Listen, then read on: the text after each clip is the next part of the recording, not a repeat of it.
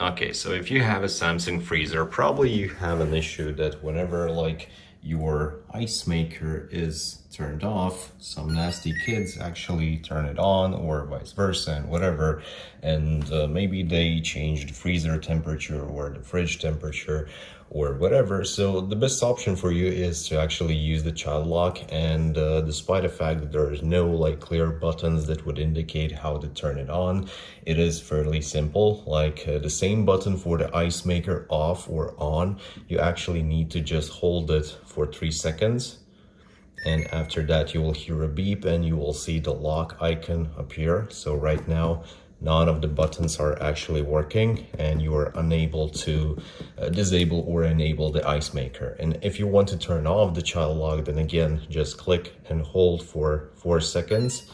It's gonna beep, icon is off, and you can again click all of your buttons.